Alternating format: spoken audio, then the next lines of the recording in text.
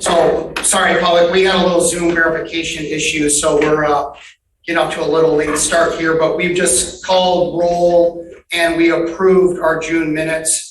And now we are on item C, which is approval of tonight's agenda, September 6, 2022.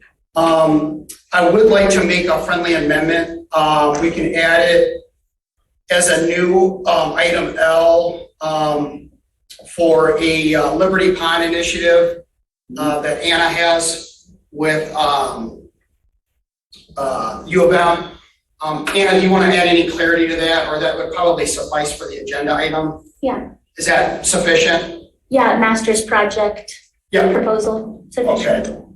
So item L, master's project proposal, most likely to be associated with Liberty Pond or not necessarily? Most likely. Okay.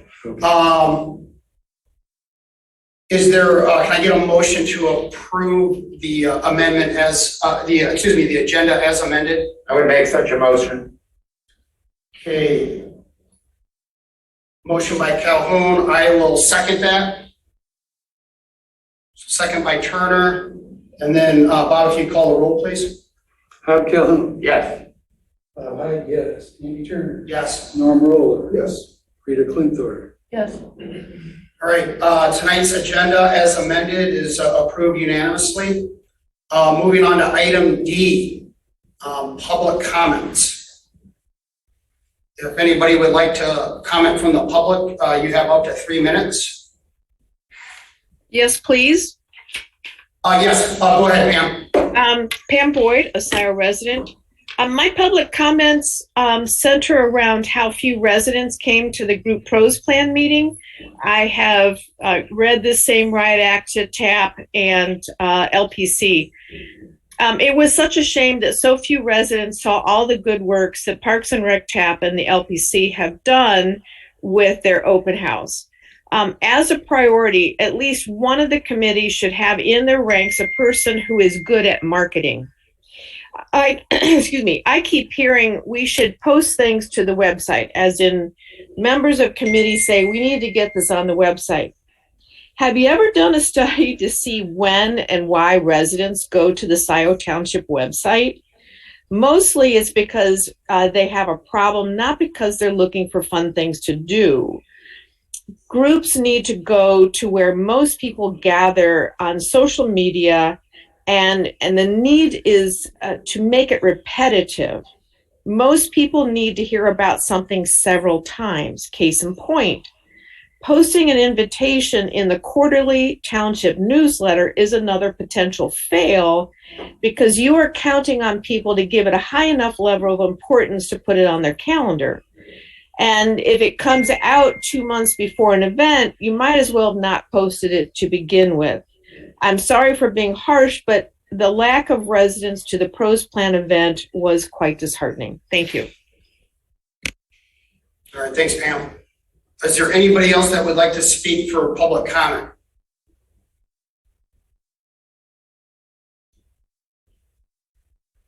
Not seeing any requests, so we'll go ahead and close public comment. All right, moving on to item E, liaison reports. Trustee Jerome is not present, so we will skip the Board of Trustees report. TAP, Norm. Well, I think the most significant thing was there was a motion made to approve an engineering study to get a pathway from Dexter Huron Park across to the Vancouver Preserve. That was for $29,900. All right, thanks, Norm. And ironically, that's a couple items away, so thank you. Planning Commission, Bob Hyde. Well, I'd say the only thing that was really, that stands out for me that we'd be interested in the public is that and it also involves TAP. There's a proposed development on the intersection of Liberty and Wagner Road called Crossroads. And as a result of that proposal, there may be some southern connections between Liberty and Saginaw Woods and the ISD and the previous development that's north of ISD. I can't remember what that's called. But anyway, so there may be some connections that can be made, and also down to the Rents Farm. So there's potential for the southeast corner of the township to get some pathway connections going down there, and then from there to the city of Ann Arbor along with. We'll see. It's in the early stages. All right. Does anybody have any questions for Bob? All right. Moving on to LPC. Tom. Yeah, I think the only thing to report is the fact there has not been a scheduled closing for the approximately 9 acres where that's on Joy Road. Would be in addition to the Van Curler Preserve, and we're winding through some dotting the T's and crossing. No, wait a minute. We're crossing the T's and dotting the I's in that $118,000 purchase. So that is we're awaiting good news that that's gone through, but it has not yet. We're anticipating. That's the right word. All right. Thanks, Tom. Does anybody have any questions for Tom? All right. All right, moving on to item F, property report, feedback concerns. Oh, I'm sorry, Chair. Oh, yeah. I forgot to report. The last LPC sponsored, PRAB sponsored preserve, what is it we're calling it? Saturdays at Scio Preserve was held. 5 people attended, and everyone seemed to have a good time looking for signs of fall. It was held at the Osborne Mill Preserve on East Delhi, and one person by mistake bought a Metro Park pass in order to come. So that was good news for the Metro Parks, but bad news for them because they bought a day pass. But anyway, as everyone knows, that's a county park, although it's adjacent to the Metro Park and on the Huron River. So it went very well. Rita Quinn Thorne represented us very well for the Parks Board, and I represented us for the LPC. And the next Saturdays at Scio Preserve, we'll wait for Anna to report on that, because now I forget the date. But you probably have it written down somewhere. Okay, thanks. All right, yeah, thanks as always for you two doing that. Yeah, that's certainly a beautiful property. It was good to get whoever wanted to go a nice expert tour of that preserve. All right, moving on to item F, so property reports. Anna, would you like to go first on this? Sure. So a quick, because a lot has happened technically since we had a formal meeting. So Anna Cohn has been hired as our Parks and Preserves and Pathways Director. And so that's very exciting. And so she will engage in all of our agenda items and discussions. Will not be able to vote, but she will now be an active participant, in our meetings. So that is very welcomed. So Anna, go ahead. Thanks. So I'll just start with a short report on accessible properties. Liberty Pond is being mowed by utilities and is very accessible right now. West Scio, unfortunately, because of the storm, has a lot of trees down and is currently pretty inaccessible. I've been focusing my energies in this first month of being hired on Sloan, because I know that is a property that people visit the most and usually has the busiest parking lot. And so Sloan is now accessible and safe. A number of paths, you'll notice, have been blocked off as I'm trying to make the parks manageable for me as the one person currently in Parks, Preserves, and Pathways. So I can really manage. My goal is to have every accessible property, just really well taken care of, and that's probably going to look like maybe a more streamlined preserve or park for the time being. There are a couple big trees still down at Sloan, and I'm getting some bids currently to find the right partner for parks, preserves, and pathways for trees that are down. In that regard, there's also a tree down by Zeeb and Miller that I was alerted of that we're working on as well. And Andy, is this a good time to talk parking lots in the property report? Oh, sure. Okay. There's also, folks have noticed 2 parking lots that are in the works. One at Douglas David Marshall, formerly known as Mercero. And then there's also a parking lot in the works at Van Curler on the Joy Road side. And both look great, and we found a way to keep as many trees as possible. And yeah, that's the update there. Is there anything I'm missing that's important that goes in this section of the meeting? No, I think, does anybody have any questions for Anna? We're all out in the field quite a bit. Okay. Oh, actually, Go ahead. may I? Okay, thank you. I do want to also say that at Marshall Park, different than Douglas David Marshall. At Marshall Park, we went out and cleared some pathways that still had work to be done on them, which I'll touch on later when I talk about the community engagement discussion later today. But if anyone wants to go check out the new pathways, they're pretty walkable, and I'll take feedback if anyone goes and has an opinion, let me know. And this is at Marshall. Yeah, Park. Marshall Park. Yeah. Not too much to add. I visited West Scio over the weekend. The storm did quite a bit of damage, so cleared a lot of brush and debris, trying to keep that space safe, for our visitors. There's at least a half a dozen spots where it's going to require some pretty intense clearing. Andy, just for the record, I didn't catch where this was. West Scio. Thank you. West Scio Preserve. Thank you. And the picnic tables for Marshall Park arrived. And actually, so me and Anna spent a morning putting those together, and we were still speaking to each other when we were done.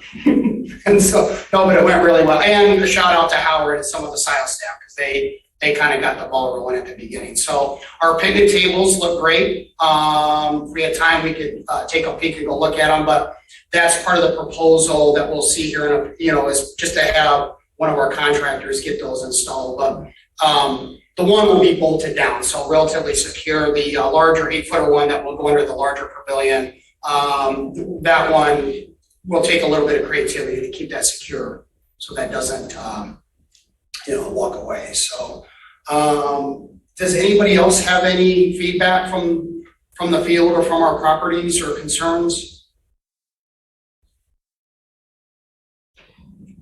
All good? Okay. All right, so moving on to item G, Van Curler South Access. So Norm referenced this. So because we didn't meet in August, TAP was able to, this is just a quick backstory. This has kind of been a joint Parks TAP initiative to try to create access from the Metro Park, the border to border trail at Dexter Huron to cross over, create a short path and then cross over Huron Drive to the main southern access point at Van Curler. And so on this one, because TAP has worked with OHM so much that they seem like a logical partner to approach with this. And so, we've met, myself and Roy, with Stacy and Matt Parks over at OHM. And so this is the first time our group has worked with OHM. because typically we've been working with Joe Maynard, so it's kind of nice to just gotta get a different approach to things. And so, this proposal has been probably in your inbox for quite a while. I can do a screen share, because I've got everything loaded up here. Plus for the public, it was on the website. It was, yeah, these things I post, when it's a model motion, kind of thing. So, hopefully the public got a chance to look at this now. And this will be another topic later on in this meeting, but, so this is, because this is kind of a joint thing, TAP has approved this. I don't want that, I probably shouldn't even send anything, but obviously it came up, but, you know, I don't think that should, affect our decision-making per se, but, does anybody have any questions or concerns or discussion about this proposal? I do. Yeah, go ahead, Bob. On page, this page 2 has the price breakdown. Are we voting tonight on all of this? All the phases? Yes. And so this will end up going before the Board of Trustees? Yes. Okay, that was it. That's fine. Yeah, like the next meeting, hopefully. Can I just say something? Of course. I would really like to have those, the light situation there, the lights that they installed to make it safe. I can't remember what they're called. But I think that is a really good idea there to put those, Road crossing lights. the road crossing lights. Whatever they're called. So, in terms of this now, you know, Matt's a really good guy to work with. Obviously, we're hiring him as a project manager. This figure may come down. I don't know what was said in the at the chat meeting, but this figure could come down. You know, but just as a starting point, as a forecast, if you will, this is kind of what we're committing to. And this is just a start of the process, and then off we go. I do think it's probably appropriate right now, because one question that's come up, and I'd like to hear this group's opinion, is that road bed that goes, you know where the gate is? Mm-hmm. That road bed that goes up to that kind of central area, if you will. Do we want that to be a functioning road bed, like for Scio staff or possible emergencies? That's kind of some of the dialogue that's come up. That's going to come at a cost, but or do we reduce it down to a footpath? I know there's been some discussion about the fire department getting some off-roading equipment, especially because of the parks and preserves.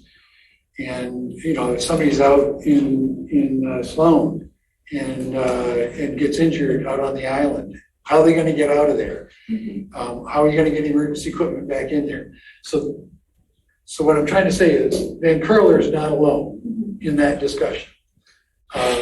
If it was a path, they're going to have to figure out how they're going to get in there with stretchers, emergency equipment, and they're talking about four-wheel ATV type. Yeah, like a mule. Yeah, so if they can get that in, I don't think we need to keep it a full road. That's where I was headed with this. Mm-hmm. If they actually get the equipment, then Van Curler doesn't need it if others don't need it. Let's put it that way. Okay. So that's part of the discussion that I heard Chief Hood present to the Board of Trustees at a prior meeting. Okay. Oh, thank you for that input. Alec would be here and could elaborate, but you know, if you were here. Yeah, I don't, may I speak? Yeah, go ahead. I don't see why we can't have a pathway that's wide enough that, so basically feels like a footpath, but could be used to bring in small vehicles of the sort that I'm guessing, Bob, you're talking about. Like an ATV in one of those. Yeah, it's Have a stretcher and crew in the back. the current right of way is plenty wide for Yeah. that type of access. the two brothers that, in fact, that cleaned up after the tornado spent several years in there. I mean, they would drive in, you know, a SUV with a trailer to pick up all the trash that they've been collecting over the last few weeks. So, I mean, it's been used as a vehicle access in the past, so I'm not sure that we need to make a decision. I think it's adequate currently, other than, you know, removal of trees that have fallen down in the pathway. My question goes to Anna then. Is it foreseeable that you would need to go in there with equipment and it might be easier to drive in if you have the equipment in the back of some kind of utility truck or something? Yeah, I was envisioning, the trail development of Van Curler, being able to load up a truck with a bunch of tools for a volunteer day, or even for part-time staff in the future. That could be really nice. Yeah, because it'll need some improvement, especially like if you're in there, I mean, you wouldn't want to try it right now. So, and that'll come at a cost. I don't think we need to make this decision tonight, but in the very near future, we want to provide OHM some guidance. And then we can get CAP's input and so on and so forth. But I think that, I personally like the idea of having it, vehicle accessible.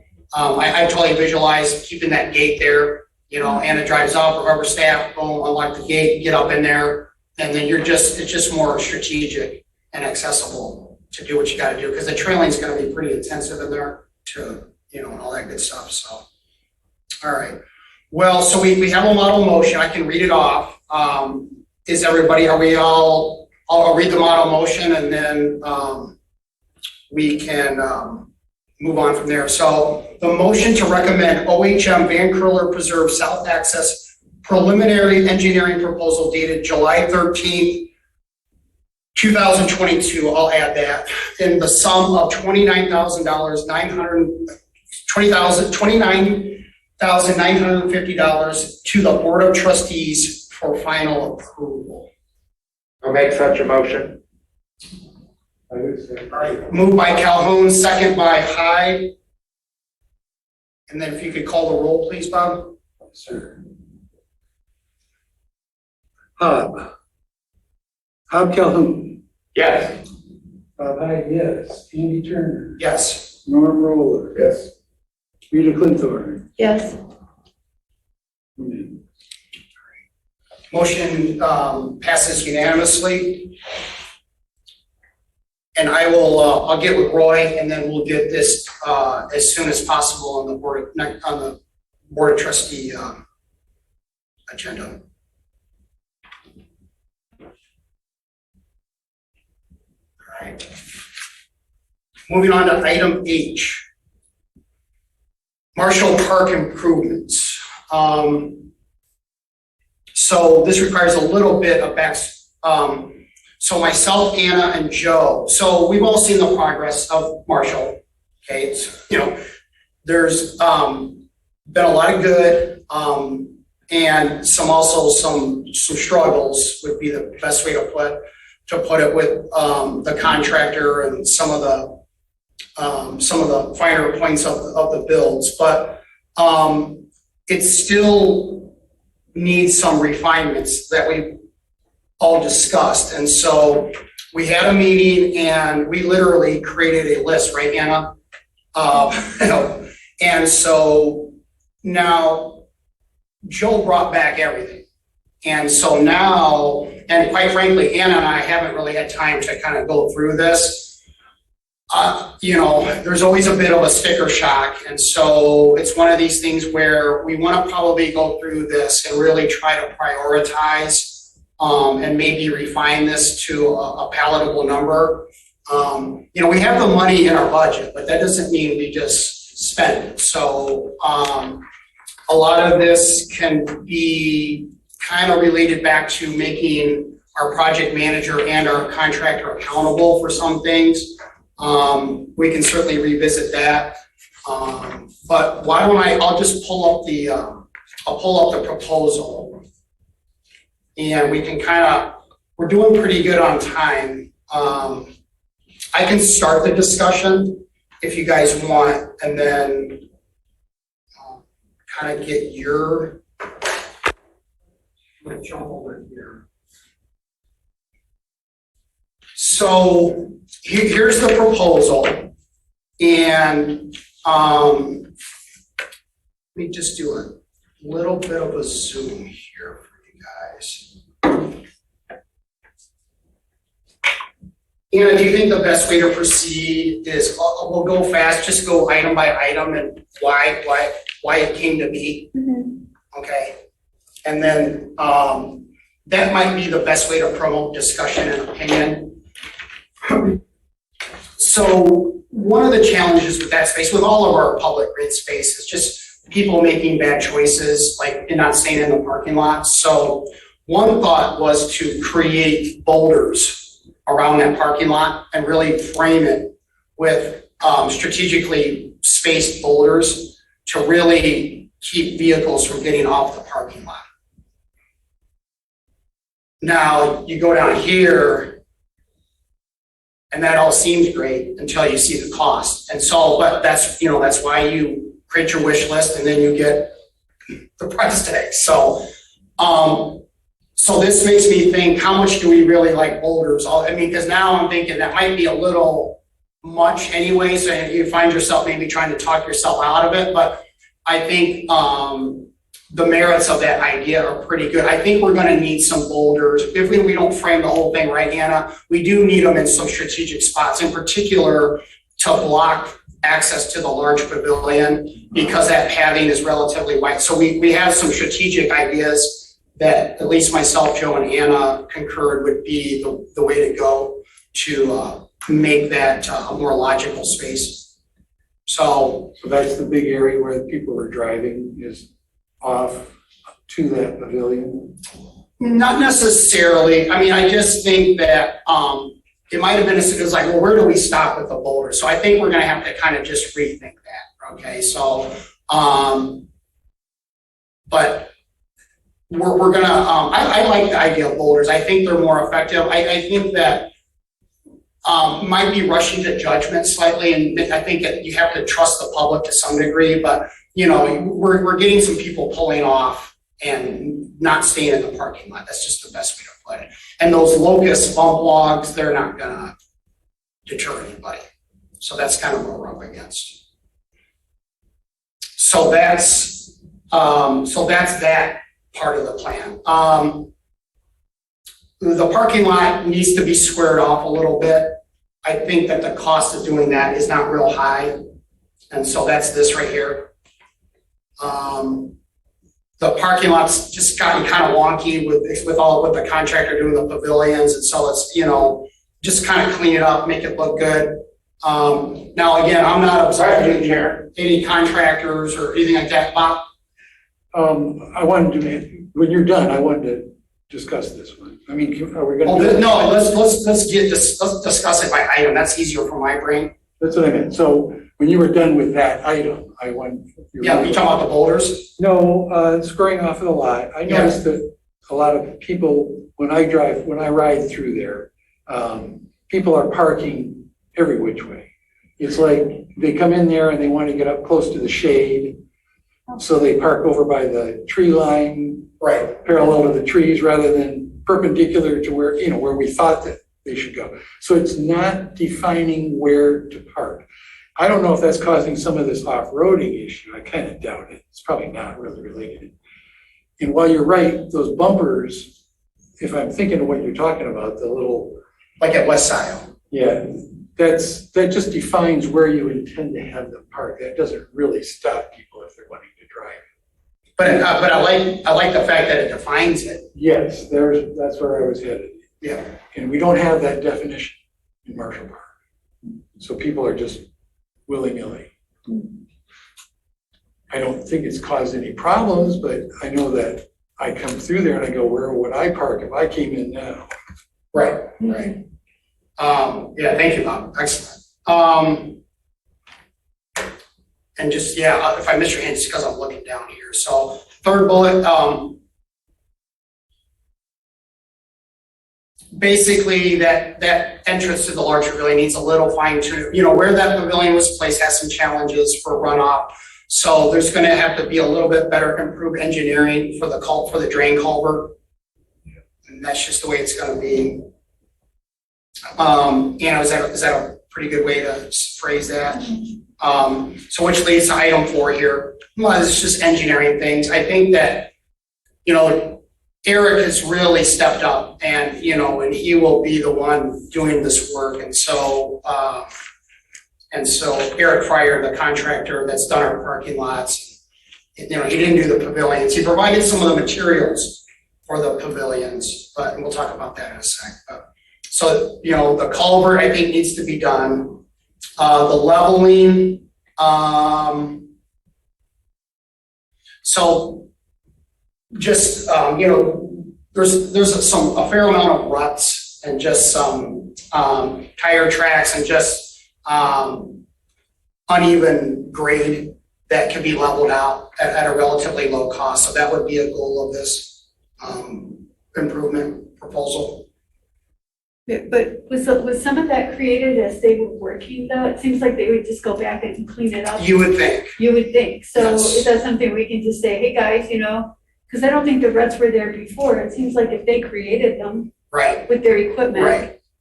So again, and Anna's been with me. I mean, I've been pretty blunt with Joe. I mean, but it's a delicate dance and we're getting through it. It's hard to, unless you get into forensics of tire, you know what I mean? Like, is that a drive off? I totally agree. It's just, but the idea is to get it looking good. And there will be some accountability issues for sure. Moving on to add limestone on walk path. And we're going to just create a little bit more of a pleasing apron up to that bike rack. And that'll look good. In terms of the materials, I mean, it's a relatively new, it's only been there for 2 years. I mean, to add all the new limestone, I'm okay with it. I don't deem it essential, but since he's there and we're making all of the improvements, might as well freshen up the gravel. I'm just looking for hands. So, all these things are, it becomes a sum of the parts, when you're, and having public green space with the cost of things now, everything's expensive. Install our sign. You'll see a lot of that stuff he's donating, which is really nice. Eric has been very good to us. So we have a smaller sign that we've all talked about and seen that I ordered in the initial order. It's a smaller sign, more appropriate for the space. Should look real nice there from a branding perspective along Zeb Road. So when you drive by on Zeb Road, you'll be able to see Marshall Park sign. A bench install, and the bench is right there. It'll be a version of that. The version, again, so that's his like indoor version. The outdoor version will be a slight variance of that. I don't know, but it's going to have to get posted into the ground. So that's kind of where we're at with that. I love it. Oh, good. Yeah, good. Can you turn the camera on that when we're all done with all this? Oh, never mind. Possible. I see the look. No, possible. Yeah. We can move the bench. We have moved the bench up. I moved it earlier. Do you want to? Yeah, we Is can. it heavy? Is it a one-person bench? Find out. 2 people pick it up? 2 people. I just try to move. I want to be comprehensive, but at the same point, now see, this is one that's kind of frustrating because this really was part of the plan. The pathway needs a little bit of improvement. We've got it coming off. The pathway to the pavilion is off of the pathway to the parking lot. And it looks good. It serves its purpose. And the picnic table that Anna and I put together, I think we've all seen the specs of that, but one of them is open-ended without a bench. So you could pull up a wheelchair or a stroller, and they've got a little, what should be a level surface to, enjoy that area. Mount the picnic table at the small pavilion, that's the one that needs the bolts.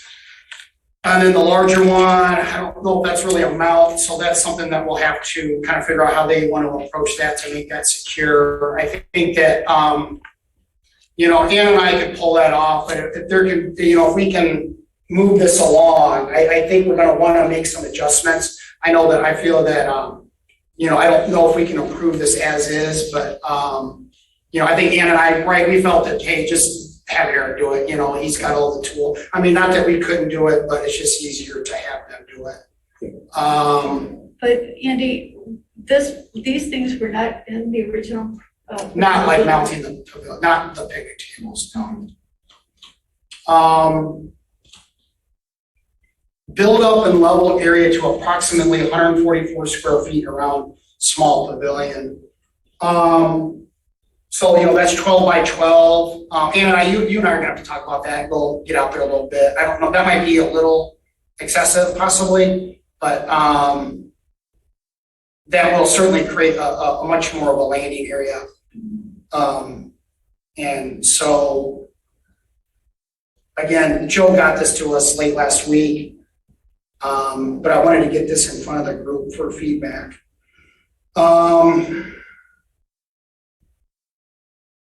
Drain tile around that small pavilion. I think that's, in the long run, that's probably a good idea.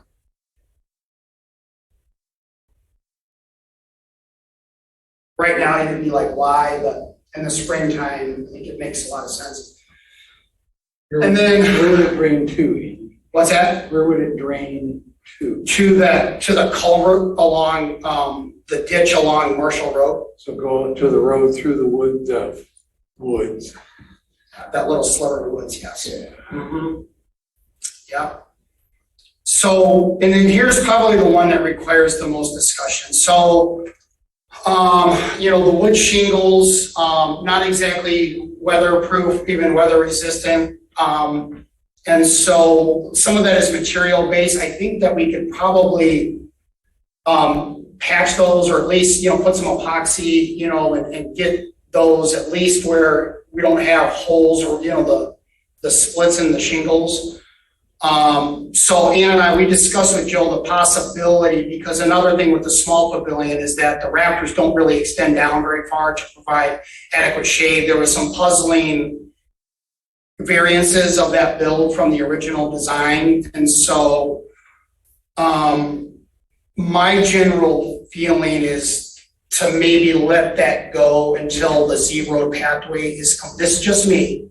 The last thing I want to do is like take the roof off, you know, just let it ride, wait till the Z Road pathway is done. We're gonna, you know, unless we can make the contractor accountable or the project manager, get some mileage out of that roof, and then come back in a couple of years and then redo it when it's kind of more really relevant as a trailhead for the whole connected Z Road pathway. I'm just really hesitant to like come back and take it all off again. I mean, it's a group here. Rita, go ahead. Yeah, I'm gonna disagree with that. I think that we should,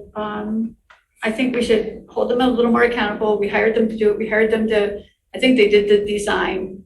It's just not satisfactory, and I think we should just find a way to deal with it. I mean, I sat under it, I saw how much it leaks. It's just comical, and I think we should deal with it. We should ask them to do it, but I just don't think necessarily that we should be paying out big bucks for them to do it, because we already hired them to do it. They kind of did it. It's just like, okay, this isn't working for us. So anyway, that's my 2 cents. And I think just do it while we're all here. I would think sorry. Oh, Anna had her hand up. Thanks. I just wanted to second what Rita's saying, in that the small pavilion in particular right now is so tall that I don't think it will be used at all until those amendments are made.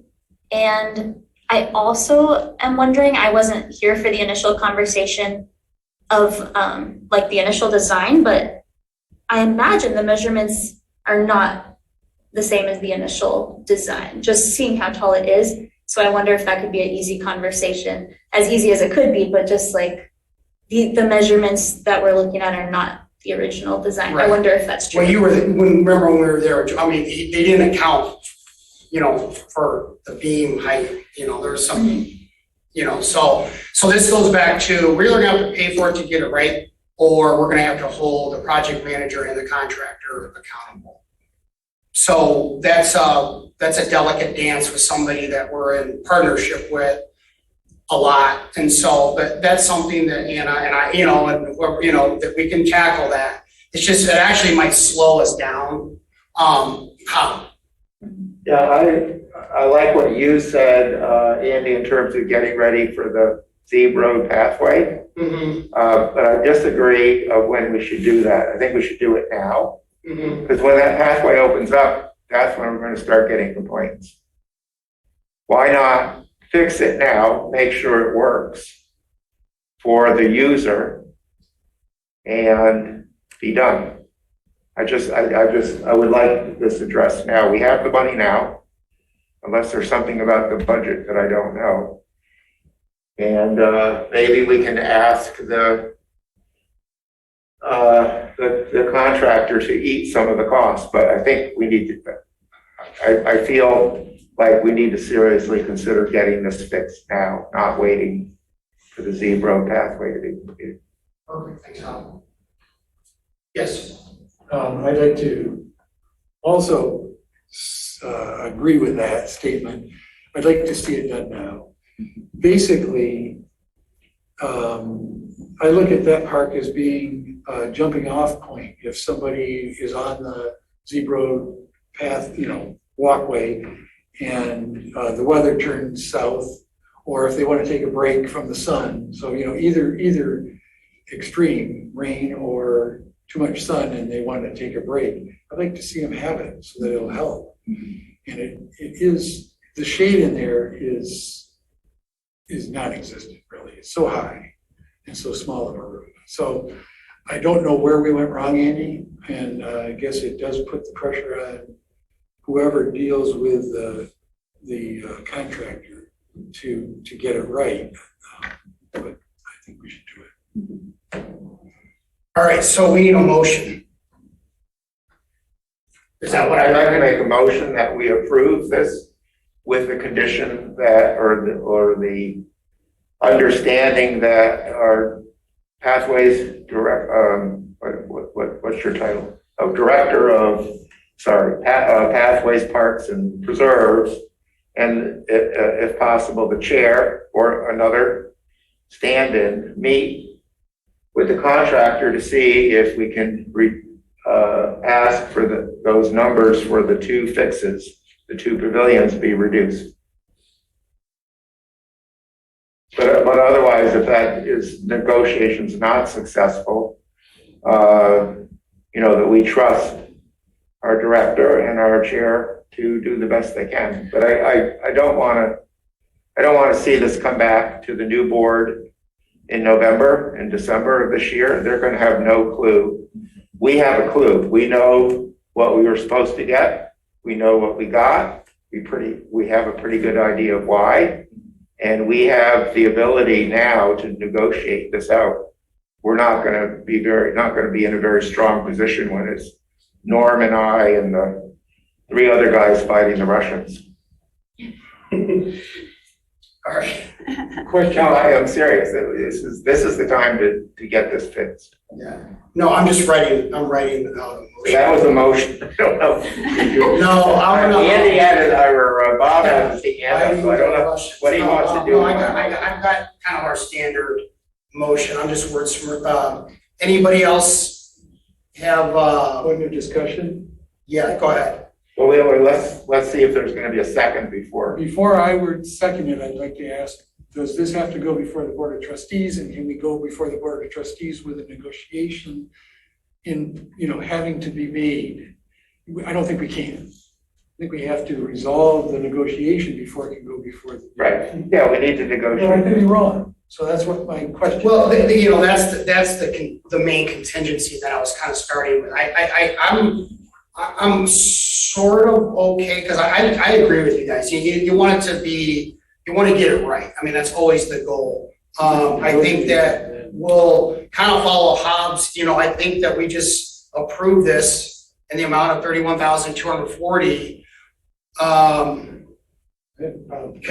have a problem with that too, and, Sorry. I'm No, sorry, I do. I agree with you. I'm I not. think that if I Words had a make it contractor make come and sense. build something for me and it wasn't Difficult up to know what's snuff, going the before thing the is, board. if we're gonna keep using they have to understand, if we're gonna use, Joe, if we're gonna use these people, they have to understand that we are gonna say, oh, excuse me, but that's not what we had in mind, here's the design, and this doesn't, Right. and it leaks, and, So you're going back to some of the same sources that, Yeah, there's some, you're going back to some of the same sources, so, but that might be part of the remedy, right? Because that's where you can have some accountability and some yeah, leverage. before we can get this before the board of trustees, I think we need to know what we're recommending. And so there's negotiations that have to take place to know exactly how we're gonna fix I it. think, Bob, I think I have it. What if I amend the friendly amendment to my own motion? What if we say to spend up to 31,500, whatever the bottom number is, and that the proposal and its final number will go to the board of directors or the board of trustees once the negotiation has been finished. That way you don't have to come back to us in October. So you're saying, in principle, you want to approve this with the Up to. understanding that there's a few things that need to be negotiated Right. before it goes to the board of trustees. Correct. Who's gonna do the negotiating? I've asked Anna as our director and either the chair of the board or his designee. Could be you, Bob. Are you interested in the job? Are you comfortable with that, Ian? Yeah, no, I like everything I'm hearing. I think it's just a matter of, it's difficult to get this passed tonight without going back to the project manager and the contractor and saying, hey, this was supposed to be, a lot of this is due to poor workmanship and inattention to detail. That's going to reduce the amount that, So it's hard to put an amount to it. Correct. So we could just, the reality is, we don't want to get it in front of the board until it's final. Right. And so us trying to approve something, it's not like what we did earlier tonight with, so I think we probably just need to continue to work with the project manager and creating some accountability. This is obviously a unique situation where we're going back. This would be like somebody messing up your kitchen on a build and then going back to that same person to remedy the, So it's one of those, there's a lot of unique elements going on here. And so. So which way are you more comfortable with? Do you think it needs to come back before us if we say, we trust you guys to do the negotiating before it goes to the board of trustees? Or do you want to come back here and at our next meeting, get it approved then? How do you, I'm willing to go along with what Hobbs said, that up to the $31,000 level, with you guys, you two negotiating with the contractors to see what they can be held responsible for. So. No, I think that makes sense, Bob. Well, I know what you think. Yeah. And I know what I think. I want to know what they think. Yeah. Whether they would like it to go, Well, which way would you like it to I guess I just want to be clear what I'm saying is I'm not approving this.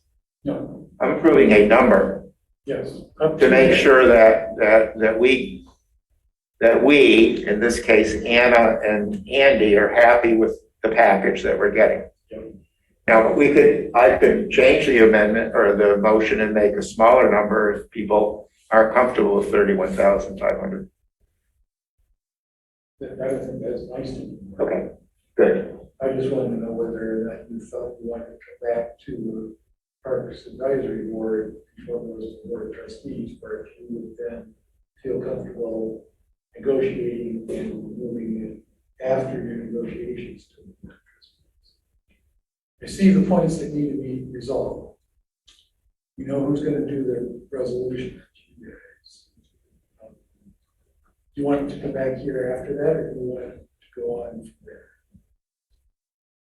Well, I'm comfortable with anything. I mean, like, if we want to approve the motion, I just don't know how much power that motion's gonna have. I feel like we need to go back and, this just came last week, and so, I feel like Anna and Joe, and then with any of our group that wants to be a consult, and probably, Will Hathaway to some degree, to, kind of go back through the original proposal, and what was, what needs to be addressed in terms of accountability issues, and then just get a more firmer number. I guess what I am hearing is everything here. I guess that was good. That was like one of my main goals. Like, everybody is okay with these things being done. It's just some of these line items we would maybe want to get removed or reduced. It's the contractor responsible for them, Right. if possible. And I guess my concern is I don't know how successful that's going to be. I would be willing to be part of that team if you wanted, and possibly Ally would. Correct. And if I'm back when you do it, I would be on board with being there. So why don't we? We like the bench, that's positive. We like all the engineering, and a lot of this, now when I'm looking at it, beyond the small pavilion strangeness, for lack of a better word, and the, now, as I think most of us know, there was the shingles, there was a theft. And so Eric stepped up huge to get more material. So those shingles with all the cracks in them, now I'm not saying like, it would have been watertight, because we're gonna probably go back and, probably should do an underlayment, right, Anna, like really, and then put the shingles on top of that. And one thing that's nice about that is this time, hopefully, they would do the seams. I'm assuming Eric would do all the work and not the contractor. I know it gets kind of confusing, but I think everybody understands what's going on here in terms of the different contractors. But I'm comfortable approving it as is. Get it in front of the board. Otherwise, I think we're going to run out of time because then we're going to have the October meeting. And Norm, go ahead. Eddie, is the contractor, have they seen this list? They made it. The contractor? made it? Yeah. Yeah. This is Friar Forestry, yeah. Okay, so they've seen all these things that we're unhappy Yeah, with. this is Eric. Yeah, he's done a ton of work for us. He's the one before the July walk, he just came in and just boom, he just fixed the space. He's like, this is ridiculous. So he's been a good contractor for us. And I hope that we continue, to use him as time moves on and Anna's doing her thing. Go ahead, Anna. Just to clarify, the initial contractor that built the small pavilion is not Eric Fryer, is that correct? Correct. Yeah, just so. So I he think has- Eric provided the materials. Mhm. So that's the unique arrangement there. And there was a project manager. Well, I have to question, like, I don't understand what they were even thinking with the roof, because it's obvious when you look up there, the boards don't even come. So I don't know if they had no intention of it being somewhat waterproof at all, because it doesn't even look like they were aiming for that. Right. So I don't know if that was supposed to be designed that way. And that's what I think we need to do, is go back to the design. The only problem with approving it is I am a little bit uncomfortable because it just looks like we'll go, okay, you guys go ahead and negotiate, but I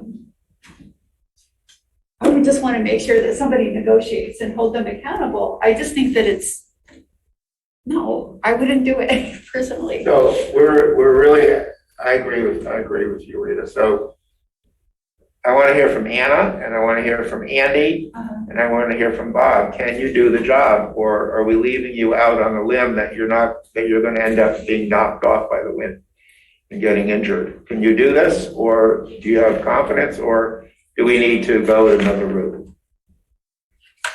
I'm not insisting you do anything. I just want to know what is your. Yeah, I What is mean, your I work full-time. I mean, this is why we hire a project manager, Right.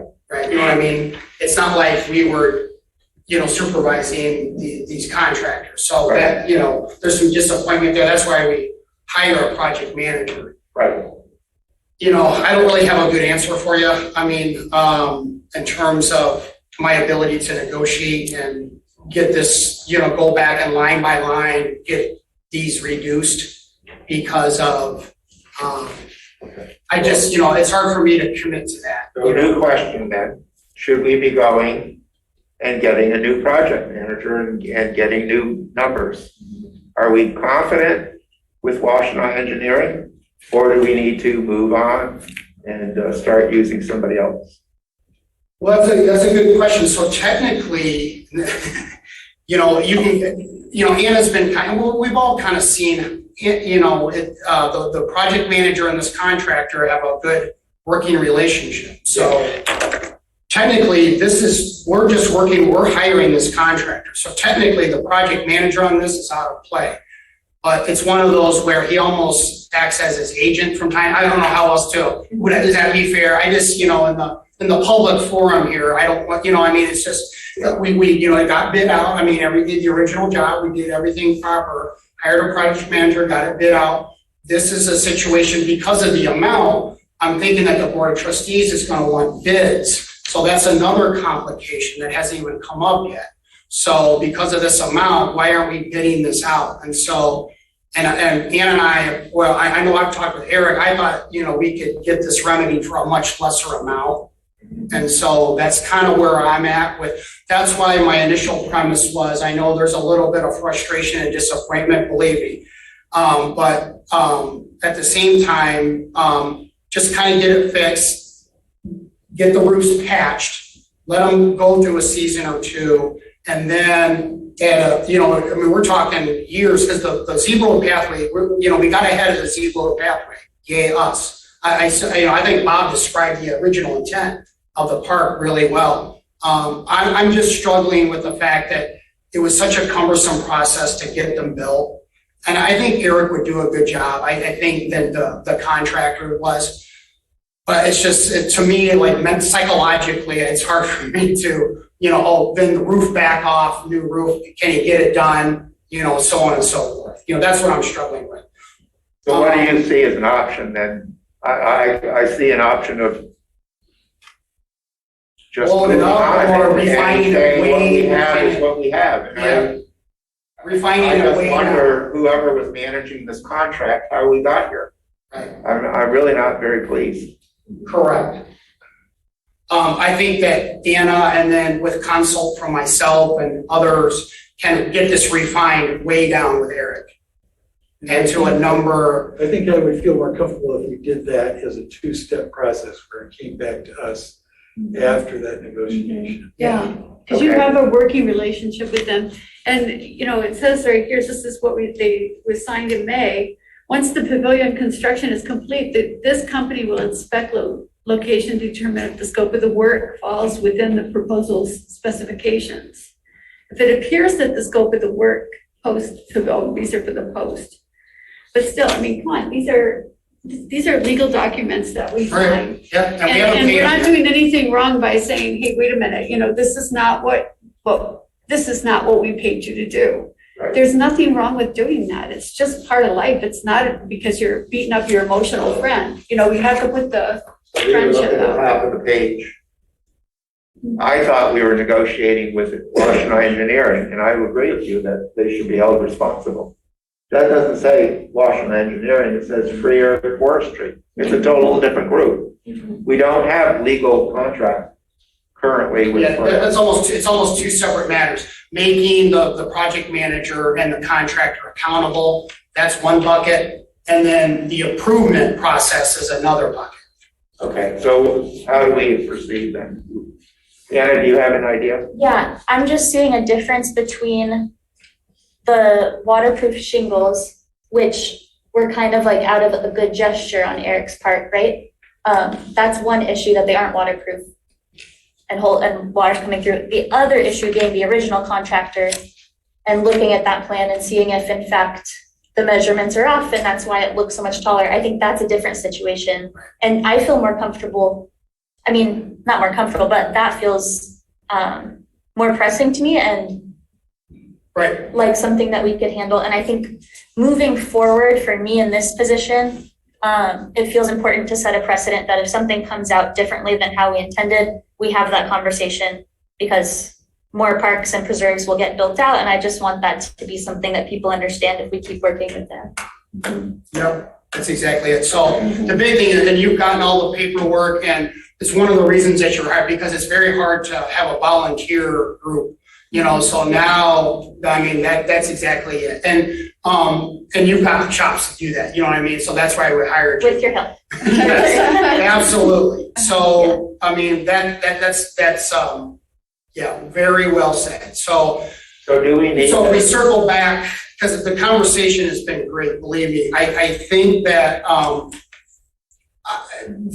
just one person, I feel comfortable, say, Eric, let's sit down with Eric, refine this down, continue. And we've got ongoing contracts with Joe, with Washtenaw Engineering, and he is amenable, because I've had some pretty blunt conversations. He is amenable, we haven't paid the contractor yet, so, no, I mean, it's not like we haven't addressed it, you know what I mean? It's just, you know, it's just, it is, you know, it's an ongoing, it's a process, and there's some disappointment there, but I like to also focus on the positive. I think that the barn, I think it does, it looks good, it's going to serve its purpose, and if it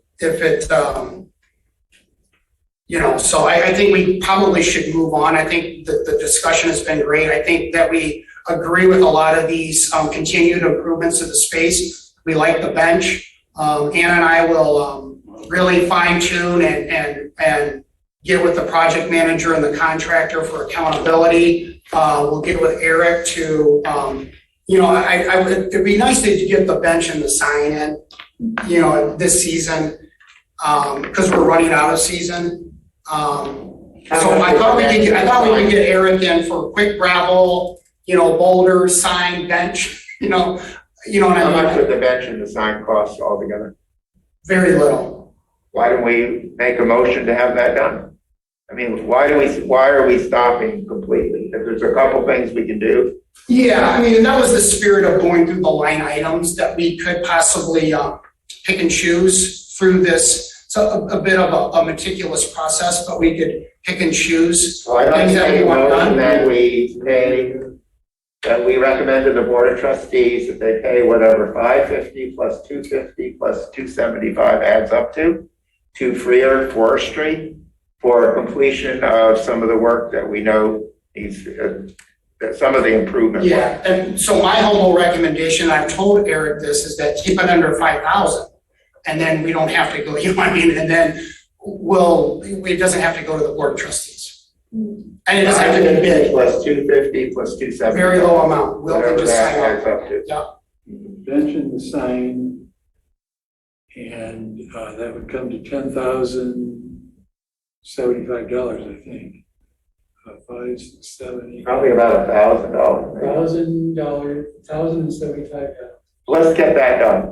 I mean, that's a no-brainer. Eric's available. Apparently, he's the right guy to do it.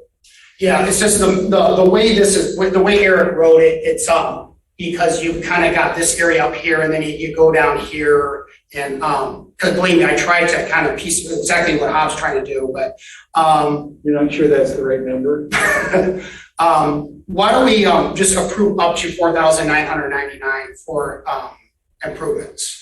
Is that something that this group would, at least we have an approvable motion, that we all agree that improvements need to be made, but we don't want to get it to a level that needs to be bid out, that Supervisor Hathaway can sign off on per our approved motion? What does the director want? I want to hear what Anna wants. I think that's wise in terms of meeting grant requirements for the park to get those things, to get the bench in and the sign in as soon as possible. So can we approve those improvements and then figure out to make sure these are the right numbers? And say, So let me try some word smithing here.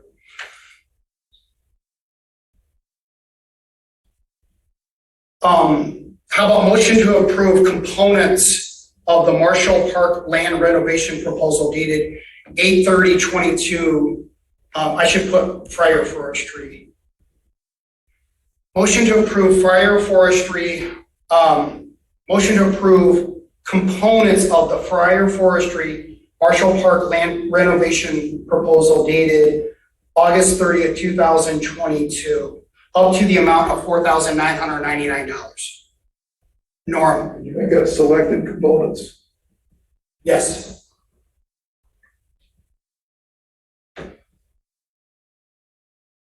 Motion to approve selected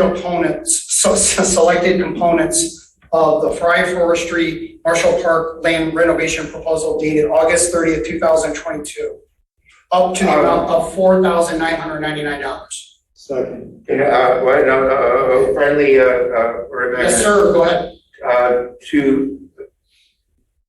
Let's see.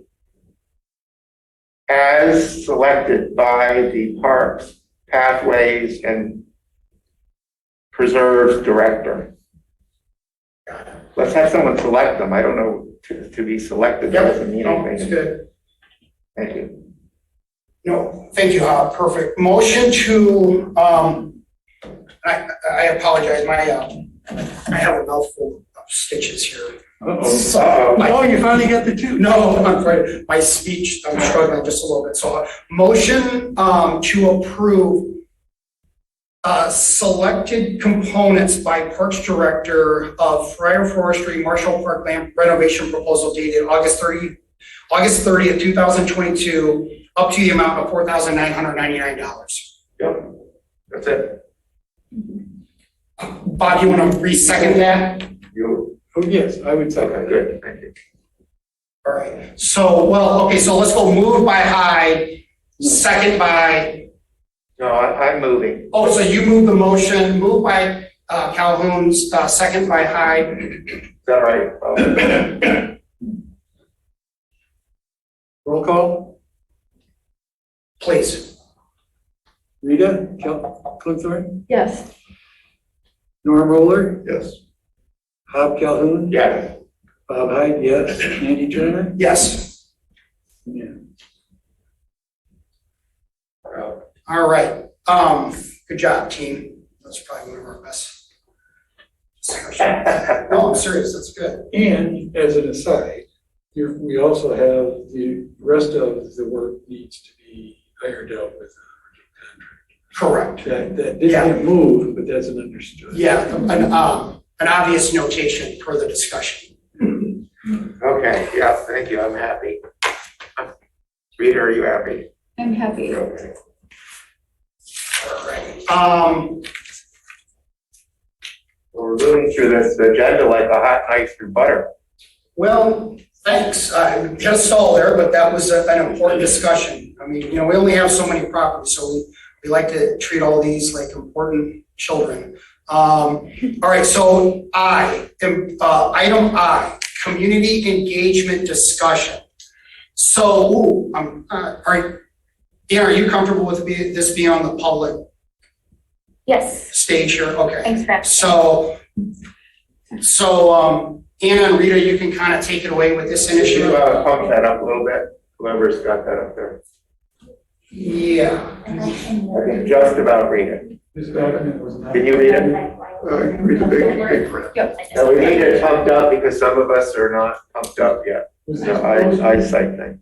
So No. it's, Okay, so. I was not comfortable posting this, and this was supposed to be part of your hard copy, but I had until my There you printer go. ran out of ink. Okay, Norm says it's better. readable. I can read it too. You guys sure? Okay. And so I didn't know, and honestly, I didn't know if Rita and Anna were this being, quite frankly. But Anna and Rita, take it away. Yeah, I can go ahead and just describe what's on the screen so I don't feel like you have to read it all now. And I appreciate, Andy, what you're saying about not being sure if you wanted to post it yet, and that I'd love to get feedback on it as it's pretty new. So you can see on the top it says Scio outside. So that is the name that Rita and I are giving to the new Scio Township Parks, Preserves, and Pathways Community Engagement Program. So we'll just call it Scio Outside, as that is a mouthful. Currently, the program consists of Saturdays at Scio, which we wanted to keep because it's established. It's the first Saturday of every month.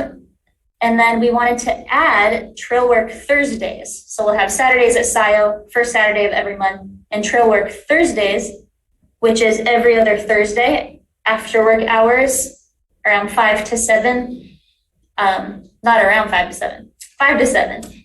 And Trail Work Thursdays will be different than Saturdays at Scio in that it is a work day. So part of this is to garner community engagement and to help people really feel like they can engage with the preserves, particularly people that love them and want them to be accessible and safe. They can get out there and help that happen. It also will help me because I'm one person out there right now, obviously with help of Parks Advisory Board members and volunteers. Rita, Andy, shout out for your recent help out there.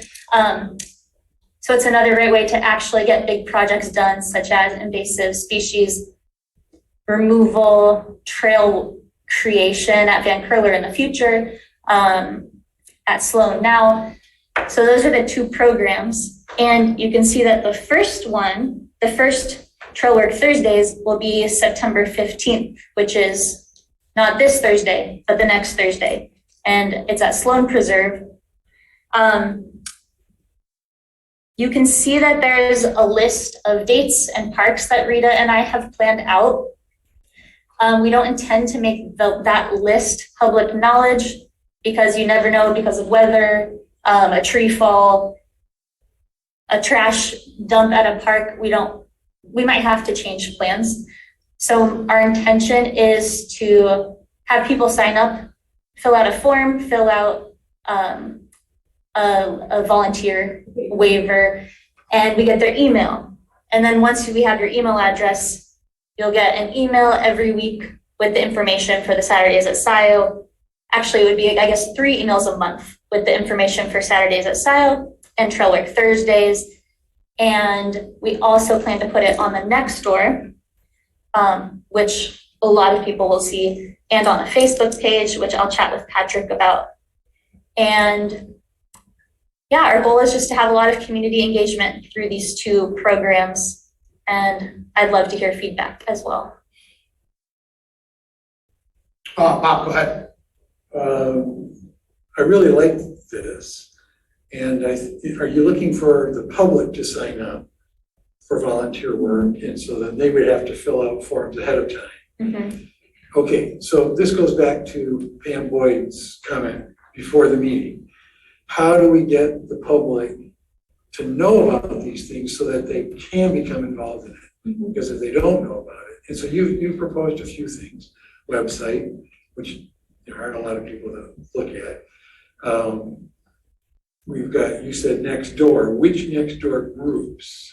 And there's another one besides the area groups. There's the Scio, I can't think of what it's called. There's one that somebody has started that's specific for Scio. Paul, is that, you don't want this one? Yeah, so Good. thank you for asking, because I want to clarify. I recently got trained to use the official Scio Township next door page. And then in that, we have a branch for just Parks, Preserves, and Pathways. And I realized, or I was taught, that if I post, it will automatically show up on people's feeds, just the public's feeds. And each post seems to reach about 2,000 people. Excellent. Yeah, so I think that will help kind of branch out from the core group of awesome volunteers and bring people in. Rita and I have also discussed connecting with University of Michigan, as there's a lot of groups that need volunteer hours. Hopefully we could get families out. We intend to make both events really accessible for families, and we both have outdoor education backgrounds. So. And I think starting it in an organic, manageable way. So if we have small groups the first few times, that would help us get Yes. ourselves a little more together. And I don't think that's a bad thing. But I think you have to start somewhere, and having a manageable start, even a lot of it can be word of mouth. So if someone hears about it and they bring a friend, or, I just think it's good to let things kind of lift off slowly and organically so that we have time to get our bearings. You used to call it First Saturdays, and I think that was a good name, because Saturdays can mean any Saturday, so I actually like the previous name a little better. The Trail Work Thursdays, I see one issue with the every other thing. When we did it in the Mountain Biking Association, we did it every week, so people knew there was something going on, they just would show up. The other thing, you stick with one trail till it's done, because then people know where they're going. If you jump around, you're gonna lose people in the date and the time. So you pick one thing, finish it, go to the next thing, finish it, like that. And you're right, people will bring their friends, but there are organizations that are looking for service projects or looking for outdoor stuff, and that have outings programs, the Audubon, Sierra. There's your natural audience and mountain biking bunch, Also, like farmers markets put up a poster that has this kind of stuff on it. Any place where there's what I used to call right thinking people, which is people who are sensitive to our issues and like outdoor things, put a poster there that they can get more information from. I mean, I don't have a lot of faith in the social media for doing this. I think you got to use the old fashioned, go find them and drag them out and they'll bring their buddies, type of thing. Well, I think what I heard was that they plan on getting the word out to get the volunteers to sign up, and then they're going to notify them where they're going to be. That's a good additional. Yeah, I like that's a that. good way to do it, but I think you need a mixing of methods there if you can. Yeah. I would agree that every other, it's not, the beauty of the First Saturdays is that there's only one, and it happens every month, and you don't have to actually know anything other than just remember First Saturdays. That doesn't look like every other one, actually. That looks like 2 weeks in between, and the next one's 3 weeks, and then the other one's seems it's gonna be hard for me to remember which days. I think we were relying heavily on people signing up for the listserv, and then only come out if you get an email. Yeah, I appreciate the feedback though, and it does make sense that someone might show up somewhere on an off Thursday. Rita, did you have an idea? I The other, think I lost my train. Sorry. while you're Oh, thinking, Rita, the other idea would be to meet here every Thursday and then give people assignments. Like if you only need 2 people at Sloan, and this is assuming you have staff, but you really need 8 people at West Scio Preserve, then you split your group at that point. Or maybe you think you're gonna, and then that day you notice a bunch of trash at West Scio Preserve. That gives you the option of saying, well, this week we're gonna go to West Scio Preserve and then leave from here. I mean, none of our preserves are that far away from Township Hall. That's the beauty of running a township-wide. I mean, our township's only 30 square miles, so. I'd like to say that I like all the ideas, and we hired a director to implement.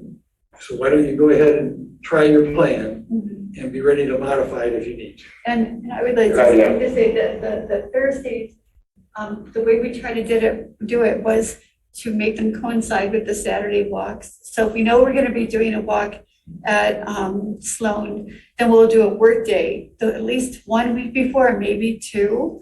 And then we'll lead a walk on Saturday. And that way we have time to kind of mentally prepare and make it so comfortable so people aren't getting sliced by, raspberries and roses and lovely things like that.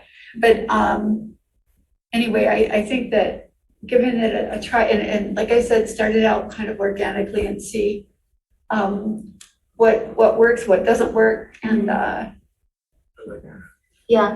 My other thought is, when does daylight savings time start?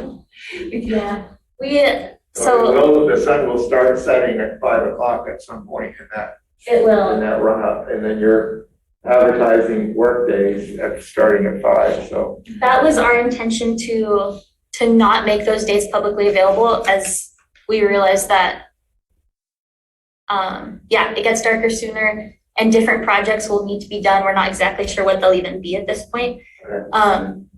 But we just, when Rita and I chatted, we were like, we need to get this rolling. Norm kind of said, launch into this, get it going. And Yeah. I think the key times will be spring, beginning of summer.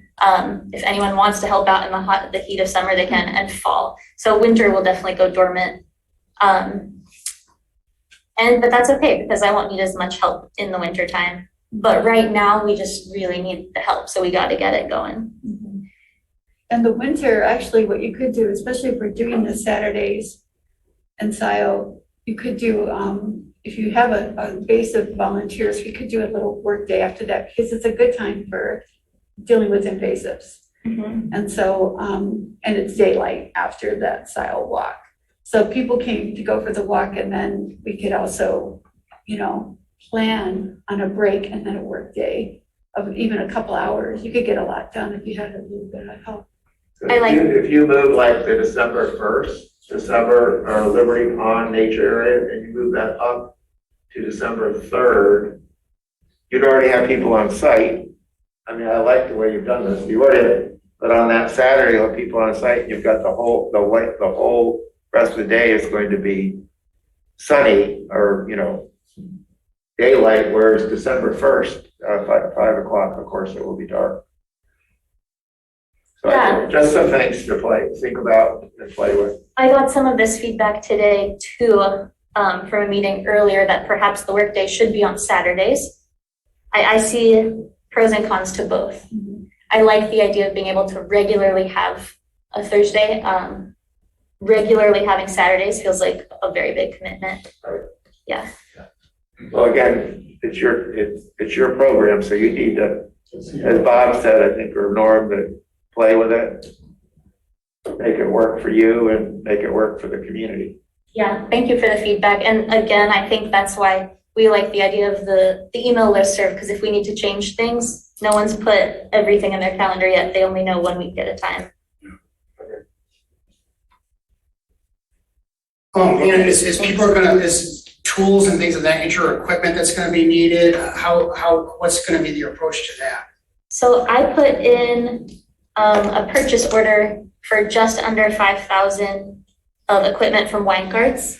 And it's a fair amount of tools for the community engagement program. I think Norm suggested that we can also just put it out there in the email to volunteers. These are the hand tools we'll need. If you have your own, please bring them. We'll have some as well.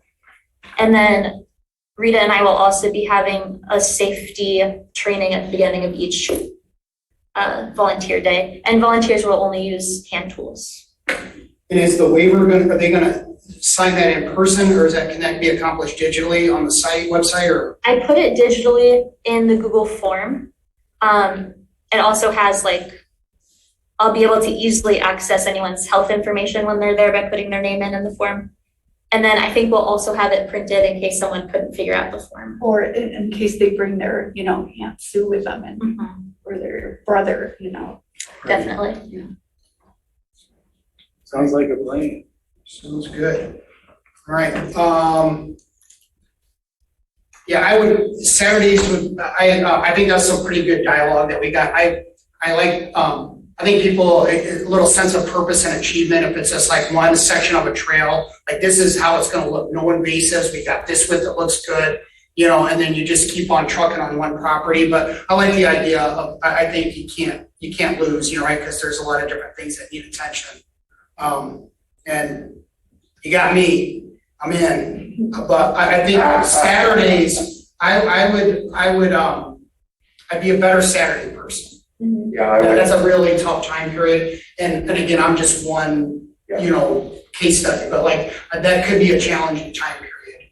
You're gonna be fighting daylight, and Saturday gives you a lot more daylight to work with, and people have a more open schedule. That's just my humble opinion, but I'm in either day.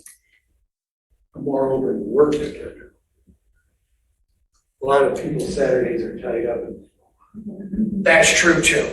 Yeah. No, yeah. All right, well, we got, I feel like, are we good with this agenda item, Anna? I felt like you got some valuable feedback. We're good? Yeah, Okay, Rita, do you? awesome. No, I'm fine. All right, thank you, Rita. All right, item J, Van Curler North and Douglas Marshall Preserve update. So, we've had some things going out in the field. And I feel like you already kind of addressed this, with item F. I don't know, have you been out there on site? Some clearing has been done. We've looked at some stakes and our project manager is ready to, take the next steps and possibly start the bidding. That might still be premature. Anna, go ahead. Oh, I didn't want to interrupt, so, No, I'm good. okay, I just thought of one point that we could share is the day that we met with Joe is the same day that I saw the Fryer quote for the boulders. Mhm. And I had a bit of a scare from that number, and we chatted and discussed perhaps using the big trees that are coming down instead of boulders in the parking lot. Mhm. So I just wanted everyone to know that. That would be some good repurposing. just, Yeah, I had a little boulder sticker shop. Yeah. the mowing that needs to be done, whatever we put in place should be upkeep friendly. So whatever the parks, well, I think it's the utilities group that's mowing that. So just keep that in mind. That's all. Well, the boulders would be interesting as they would. decompose and all the You mean the trees would, trees, that's right, Yes. that's what I meant, I was the agree. trees. I agree. As they decompose and go through different stages, I think there would be some interesting visitors and Mhm. I see it every day in my woods. Various stages of decomposition. Any other feedback or anything that we could discuss as a group with those two ongoing projects? Good. All right. What stage are we in? Are we looking for bids? Have we got the parking lot proposals approved through? Well, I think Trustees? Where? again, I'm trying, so we're in transition, right? I mean, so Anna's really done a good job of working with Joe on this and Hop's been supportive. I'm a little more out of the loop on this than I typically would be, so. Have we got a proposal for the parking lot location No. approved? No. Okay, I didn't think so. So we're So still. what we have is correct me if I'm wrong, Anna, but we have Joe putting together a conceptual plan for both parking lots, Proposal. including the location of the access. When we met with Joe, we asked him about permits, because obviously you don't put in a parking lot without a permit from the County Roads Commission, Washtenaw County. And he said he's informally run by both accesses, I believe. At least the one on Joy Road, which is the one I was concerned about. And they seem fine with it. I mean, he had the plan showing the contour of the hill and where we're proposing on that contour. This is a side view of it. Where we're proposing, and then the calculated sight lines, which, I mean, obviously that's what the road commission, one of the things they're judging on is it safe to go in and out of there with traffic going as fast as it does on the Joy Road? And apparently they said, yes, that would work. So what else did we learn? My understanding is that I saw that image for the Joy Road Van Curler lot, but I don't think there's approval with the road commission for the Douglas David Marshall lot, right? I wasn't sure. In fact, they were out on, Washington Engineering had trucks and equipment out on Marshall Road today, and they were putting surveying equipment, sightline equipment in the middle of the road. They were anchoring it by driving stakes into the middle of the road. I couldn't believe it. But then they had tripods set up with reflectors, so I assume what they're doing is sightline study right now. And I don't remember seeing a proposal for the parking lot yet. Okay, good. So they're still developing both Conceptual. locations. Right. Okay, And One the, year was- the Joy Road, I can say, has been I mean, because we paid him to do that before, you know, He's being paid yeah, for the Joy Road, yes. to develop proposals. No, to make sure that it was, okay and permittable by the road commission. We paid for that survey work back in May and June, so. Bob, does that make And sense? then he would get the approval of the road commission and then come back for approval of the parking lot location. Yeah, then obviously you've got your access point and Yep. how it's gonna get stitched together with the And parking then you area. go through the approval Off the hill. process here in the township. Any other questions or concerns or feedback about those two, properties? All right, so in November, we are, there's been some email dialogue regarding, we're gonna have to have some new appointments. And so,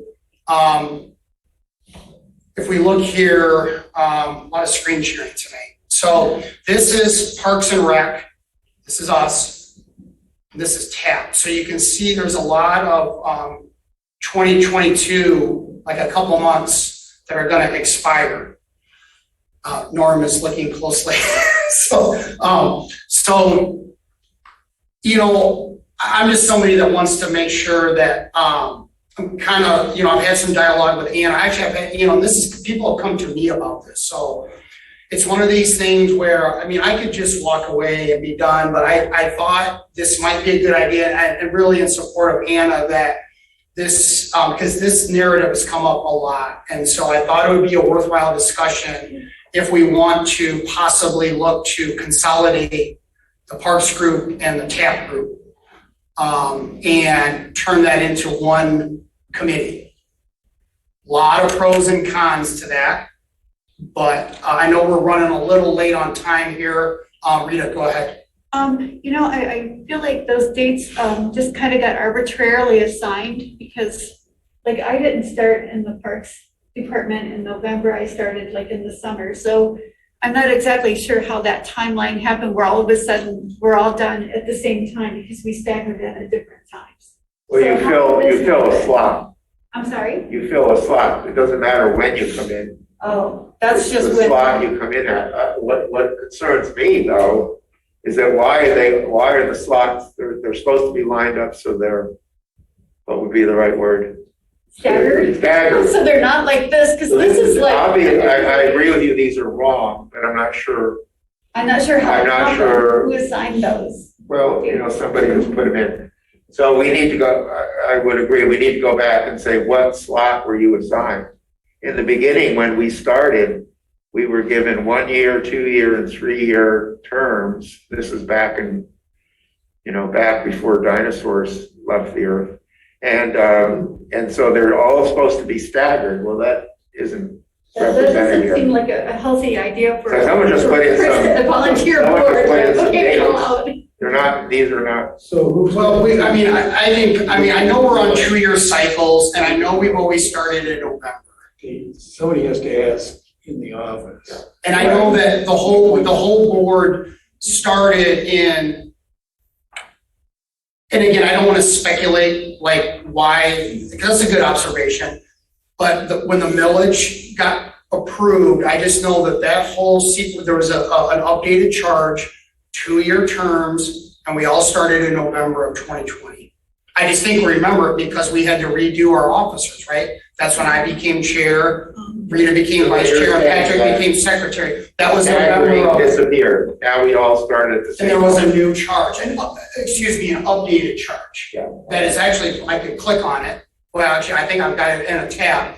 So hopefully that kind of speaks to that question. So it wasn't just happenstance. There was, and we're on 2-year terms, and technically our groups, because Norm came on, you came on then of November of 20, Bob came in on November of 20, we renewed, or us three renewed.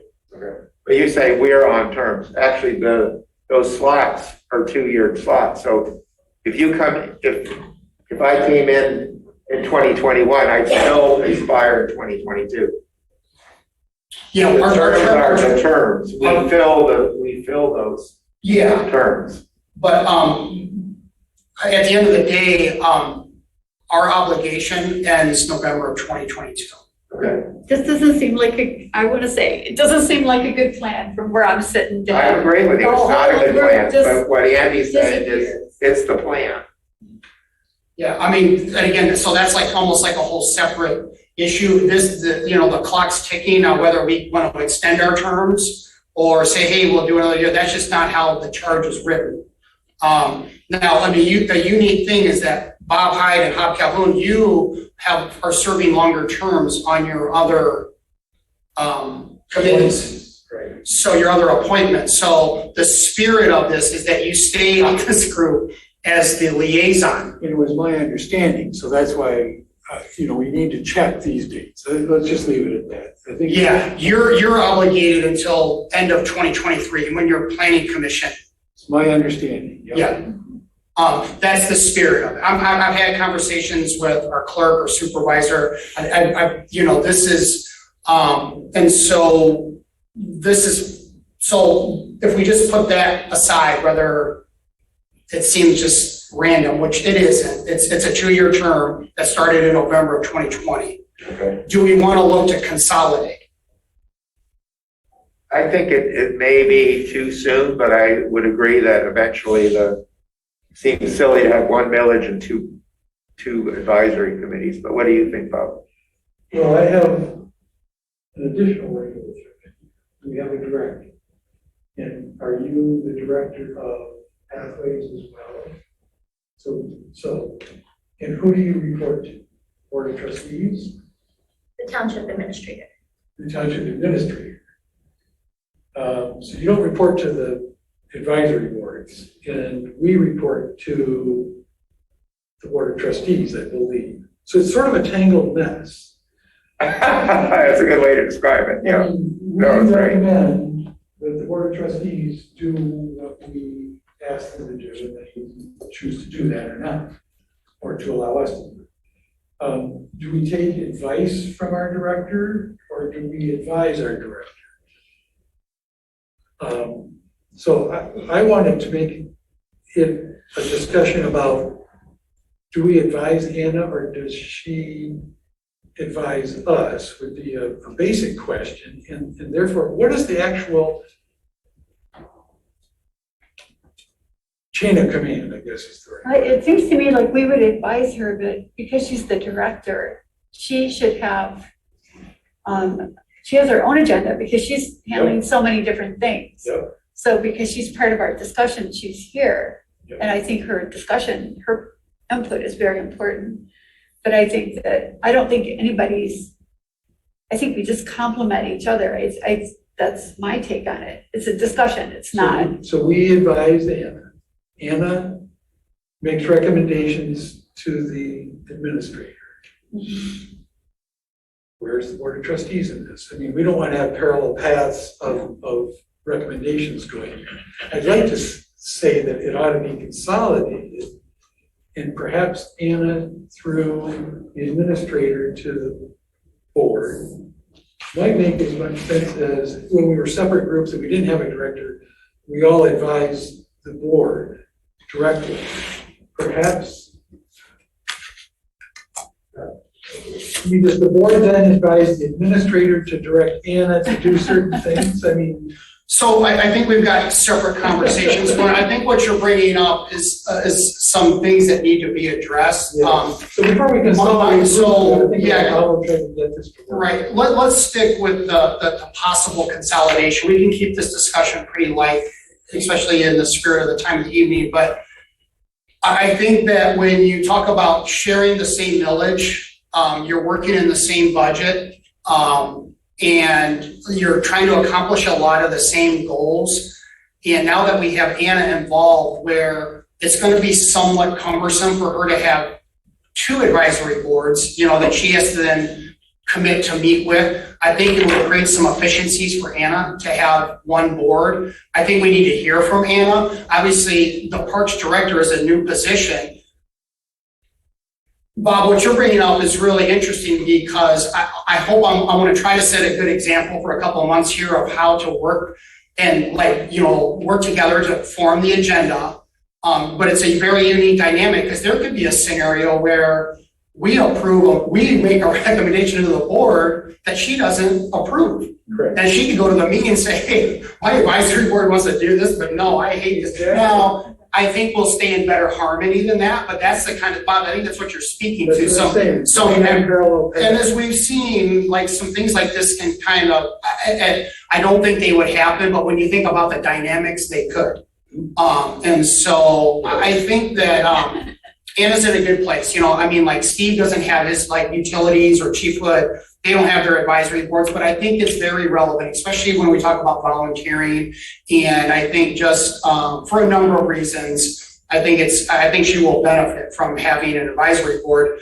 It's probably a good time to hear from you and basically, I know it's only a 60-day like dish, not even that sample size. So I would agree with Hob to some degree that you may not have had enough time, but I can just say from 2 years of kind of doing what you've been are doing now, that it is very cumbersome, the communication gaps. And I don't know if, I spoke briefly with Chris Nordstrom, you know, and I don't want to speak for other people, but you can kind of see how complicated it gets when you're trying to tap us and all the labyrinth of different people. It could simplify things greatly for you.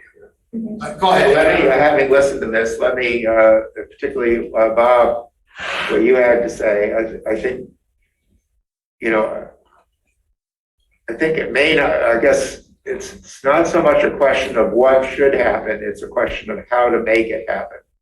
I agree that it makes sense for, as a, you know, I mean, our director goes to leadership meetings with people like, you know, the head of utilities, the head of the fire department, the head of this, the head of finance, if we had one, et cetera.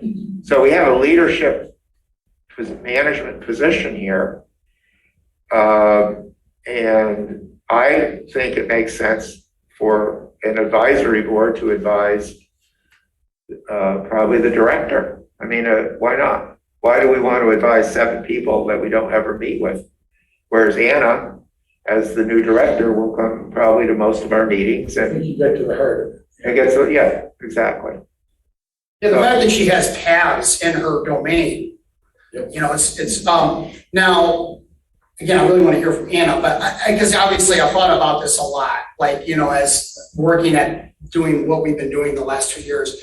The only way you can get on the other side of this is like, and I really want to hear from Norm because he's our liaison, is that, you know, when Jane was involved, I mean, TAP was so laser focused on some very big ticket planning and development that it almost, you could argue, needed that level of advisory and, you know, just for the pathing initiatives.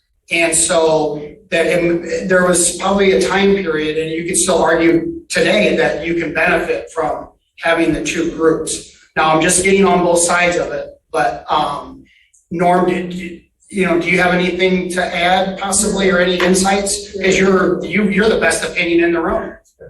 Well, you're gonna double your meeting time of things like this.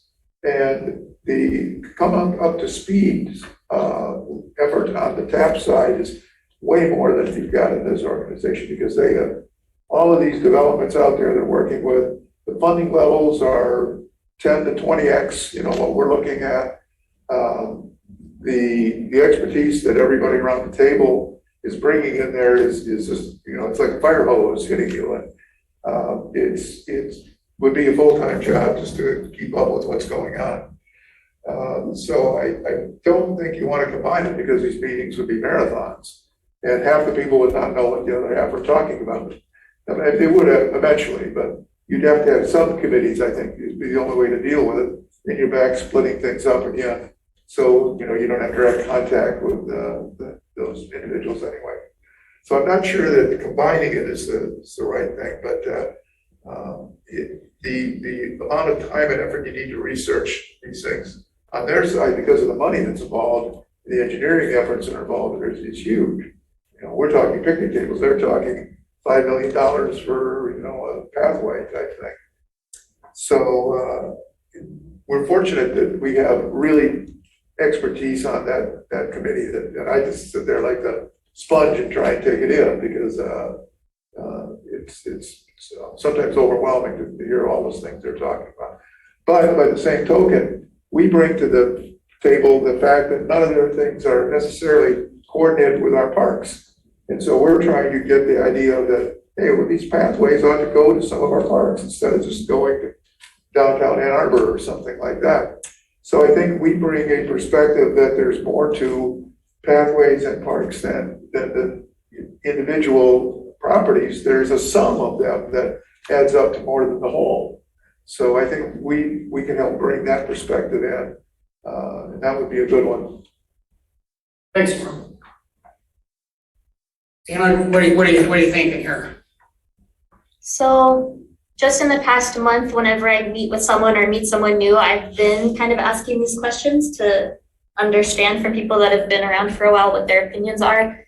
I think my opinion, informed by those I've spoken to, is that the merging of the two could be really beneficial to me in this new position, and perhaps ideally beneficial to both groups because of that cross-pollination of ideas, especially as pathways are built and parks are built. They need to be connected. The parks need the pathways and the pathways need the parks. And then it's also just in my job title and also in the millage that these things go hand in hand. I'm really open to understanding what that would look like as someone just walking into all of this now. I know it's more complex than just merging the names together.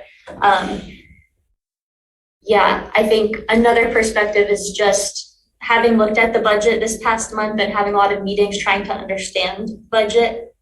It would be really nice in the future to have it coming from one group who are both able to communicate about needs, and that would help me know that that's all being budgeted responsibly and that millage money is used in the best way possible. Yeah, well said. So like most things, this comes down to the execution, right? So one of the challenges will be creating a new title, which should be relatively simple, but then also an updated charge.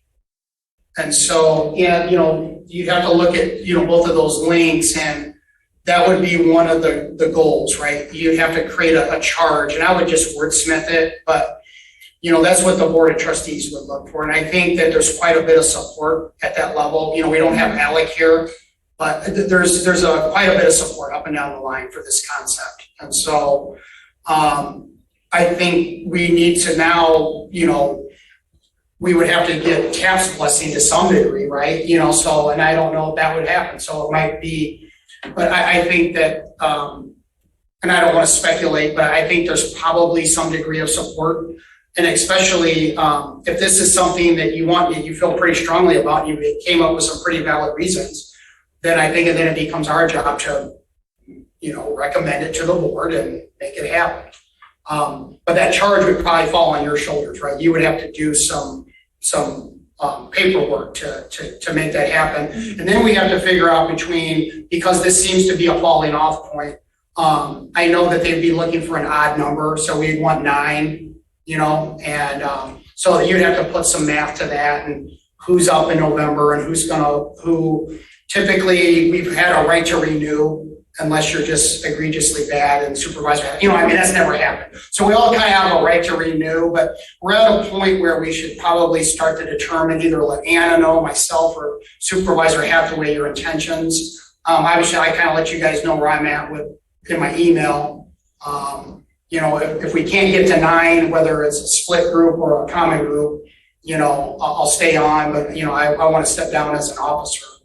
And I think, hopefully this is also the time period, I feel like, and Hob knows this, that we've done, we have to be careful with the words that we choose, but we've got people out there that have taken an interest, and so whether you call it, recruiting might not be the best word, but fielding some possible appointees for the Board of Trustees and Supervisor Hathaway to take a look at and possibly, add, and when we think about just, getting diversity and everything that we want to look for to get a good representation for this group.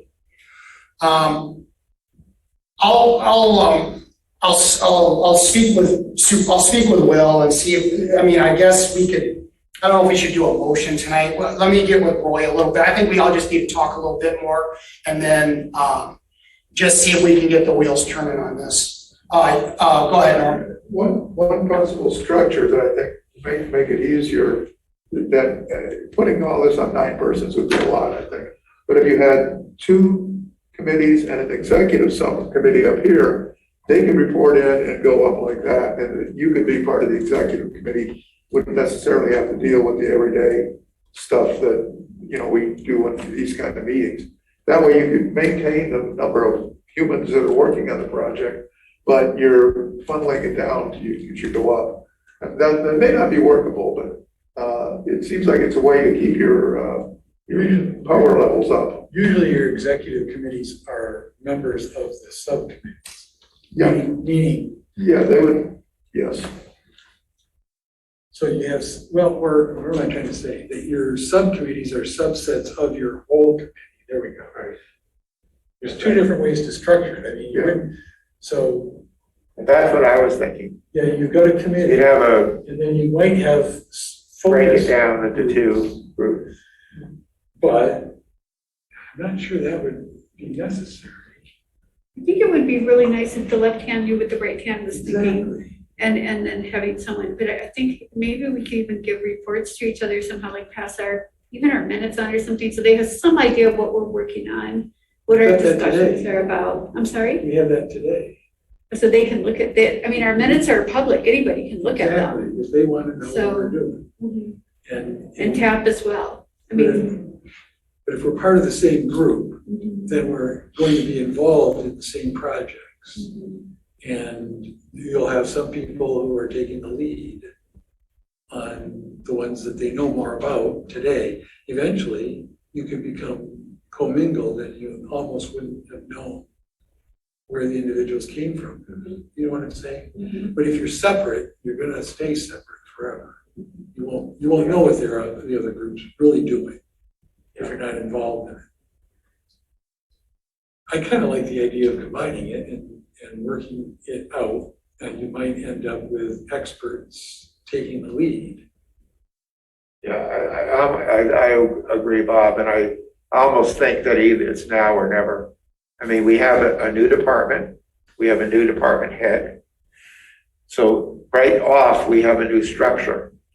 If we go ahead and in 2 years discuss this, people are gonna say, well, we've always done it this way. Well, if you're gonna have change, sometimes the best time to have more change is then, not waiting sometime down the line. I think you're right, Will. I mean, Andy, that this needs to be, you need to have TAP on board with whatever comes up, or whatever gets recommended. And of course, the Board of Trustees is ultimately going to say that they won't.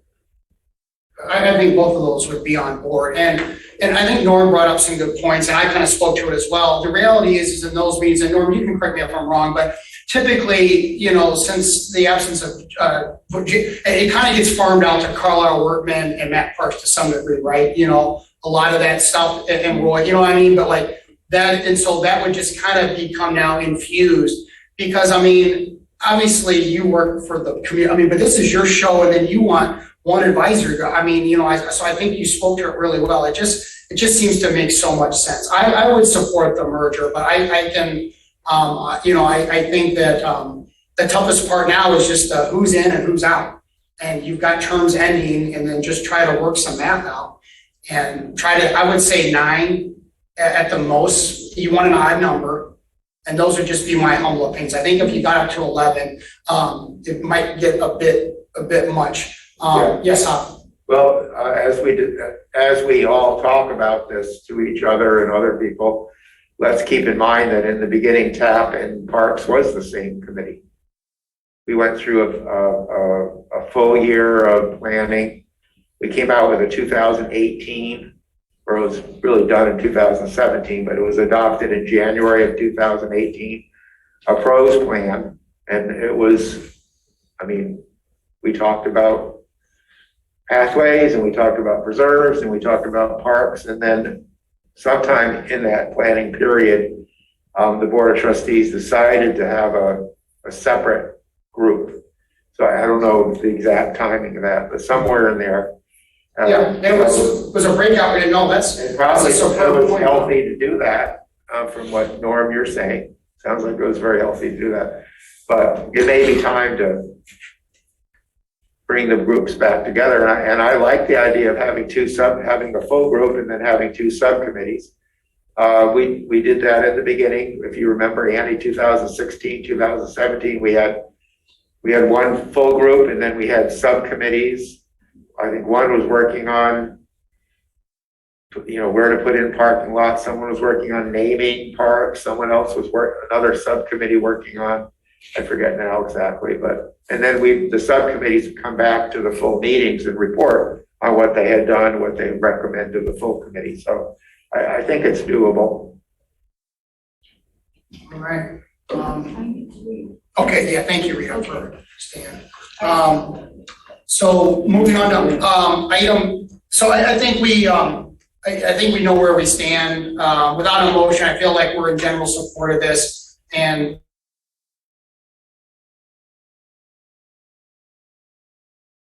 this can go by pretty, because we're going to turn over in November, and so there's got to be a certain degree of urgency and execution. And sometimes this is an easy thing to just set aside. But moving on to item L, this was the amended item. Anna, if you want to discuss about the master's project proposal. Yeah. University of Michigan School of Environment and Sustainability has master projects where students for about a year and a half of their master's education will work on a project pertaining to their area of interest.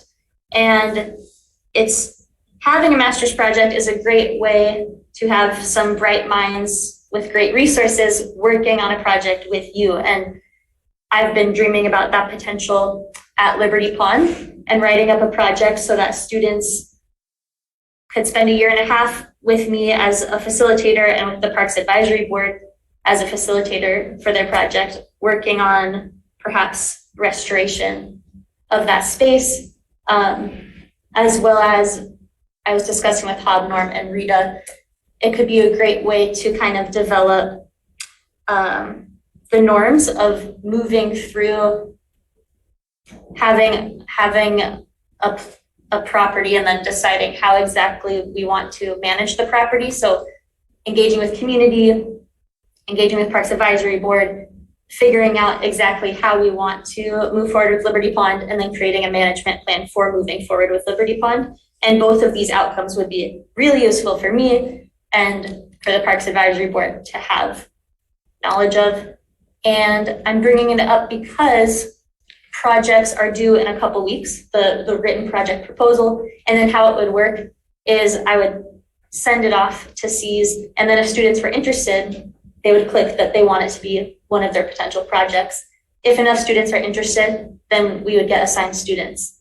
And I know that projects are most likely to be picked if they're multidisciplinary, and it's a great project because it has that community engagement aspect, the natural sciences aspect, land management,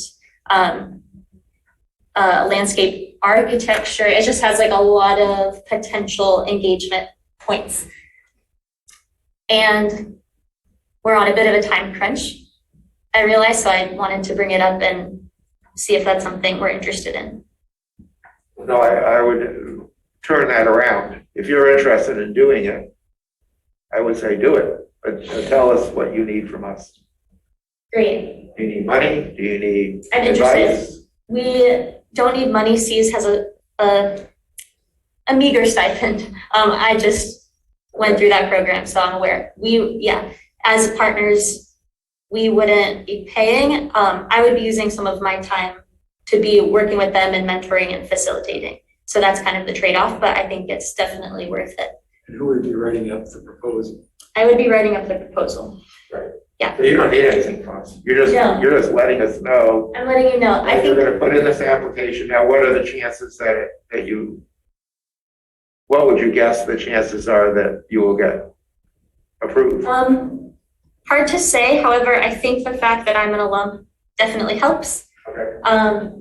And I think it is a project that would involve a lot of different students with different interests, which is promising. And going back to Bob's comment earlier about like my relationship with the Parks Advisory Board, I just want to always work in synergy, and so I'll bring things to get opinions, and I feel really strongly that this is great. I just also want to make sure I'm always getting opinions. Along that line, then, you report to Jim, and so are you working with Jim on this, or is he looking for you to do the work and bring it to him, or what? How is this gonna work? Yeah. Since you don't work for us, Mhm. you're looking for our input and assistance, but, or, advice. But you're gonna get his approval to turn it into Cs, is that how it would work? My current understanding and relationship with Jim as my supervisor is, Do the job. yeah, I'm Yeah, do the job, yeah, I like that. growing this department, and when I have questions, I've met with Jim, and then there's certain like procedural items that I will always need to ask him for approval of, but something like this, I think, is just within the jurisdiction of Parks, Preserves, and I Pathways. love it. That's great. Yeah, I think it's great. How many prospects would you have possibly? Up to 5. Up to 5, yeah, okay. Students, you mean? Yeah, Yeah, 4 to 5 students, okay. and they work really hard. I think we could get a lot done. Yeah. The reason I'm choosing Liberty is because there's a lot of potential.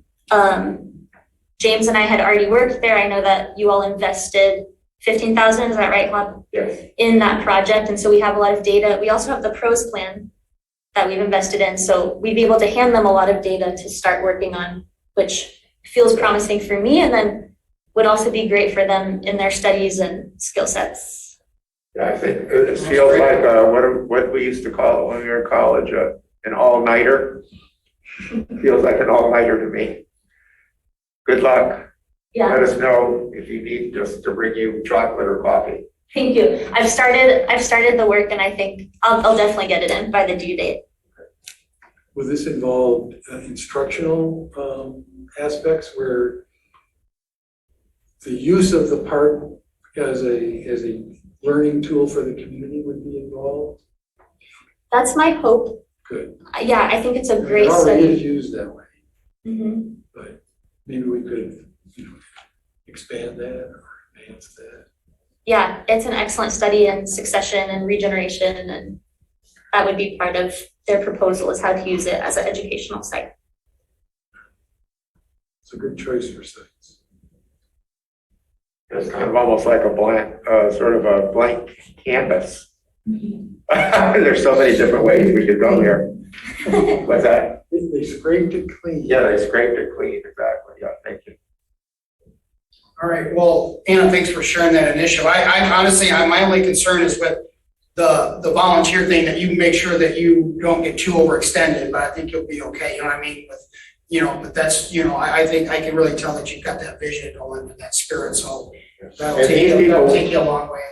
Different from last summer, keep in mind, Andy, these people will have a faculty advisor, an academic advisor, is what I understand anyway. Yeah, the role that I would play, we'd be called the client, the role the client would play is just like, at most, a once-a-week meeting. Mhm. A lot of the work would be internal and with their advisor. If you remember last summer, that person didn't exist. So when Anna and James, we had Norm and we had Rita and we had Bob and we had a number of people that were on the hook for kind of guiding them in the absence of that person. So as I understand, the master's program has, by definition, at least one person on faculty that is the go-to person for that group. Is that right? That's right, and I think ideally for this project, that's also part of my job in the next couple weeks, is to chat with professors. It would be a professor who specializes in land management and restoration. Perfect, all right, moving on to, yes, One Bob. more thing, and I know that you've worked on this from the student side. The Environmental Sustainability Task Force here at the township has also contracted for C students. I don't know how to put it, whether, you know, they're the client for some C students right now. I don't know if you need any input from them or if they would be of any help with keeping it. Thank you. Yeah, I need to make a note of that. That's a Jane great Cullen. resource. And I don't know if Jane Vogel was involved in setting up the program for the C students, but at least Jan, she's the planning commission chair. Who is the faculty, do you know who the faculty advisor is? You know, well, that'd be easy to find out. Just call the career services office or whatever, you know. Yeah. You know better than us who to call to find out who that person is. Thanks. I'll keep you all updated. Perfect. Good luck. We're keeping our fingers crossed for you. Thank you. All right, 7:45, Mr. Secretary, motion to adjourn, everybody in favor say aye. All right, I made the motion and Bob seconded it. That seems to be. not necessary at this juncture. Recording stopped.